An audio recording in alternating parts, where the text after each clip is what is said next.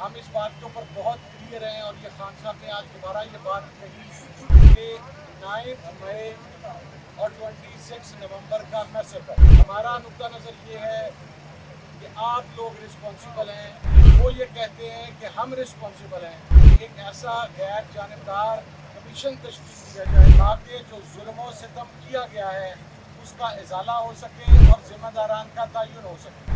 हम इंशाल्लाह दूसरे फरीक को आगाह कर देंगे कि हम तीसरे राउंड मुज़ाकरात के लिए तैयार हैं कि अब आप जुडिशल कमीशन के हवाला से अपनी वर्किंग करके आएँ। इतने दिन गुजरने के बावजूद, बल्कि इतने वीक्स गुजरने के बावजूद अभी मुज़ाकरात के अंदर किसी किस्म की पेशरफ्त नहीं हो सकी, तो वो पेशरफ्त अब आपको तीसरी मीटिंग के अंदर शो करनी होगी।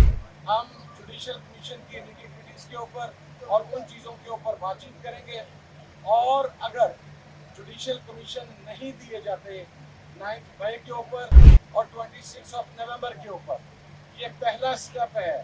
दूसरा स्टेप जो है, ये दो हमारे मुतालबात हम तहरीरी शक्ल में इंशाल्लाह प्रोवाइड कर देंगे और उसके अंदर असीरान उनकी जो रिहाई है वो हमारे मेन मुतालबात का हिस्सा है। जो हुकूमत हमें कहती है कि जनाब फैसला साजी का इख्तियार हमारे पास है, तो अब आपको प्रैक्टिकल इक़दाम करते हुए जुडिशल कमीशन के ऊपर बात करनी है।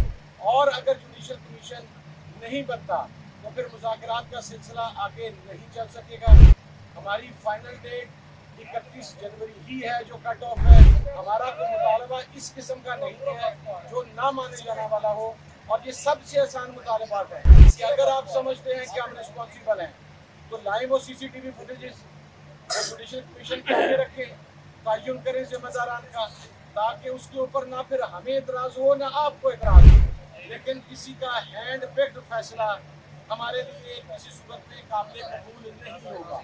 दूसरा, हमारे जितने भी असीरान हैं जो जेलों के अंदर हैं और जो असीरान मिलिट्री कोर्ट के अंदर थे, उनको जिस जुल्म सितम का निशाना बनाया गया, उनको जिस टॉर्चर का निशाना बनाया गया, उसके ऊपर भी खान साहब ने वाज़ेह हदायत जारी कर दी हैं।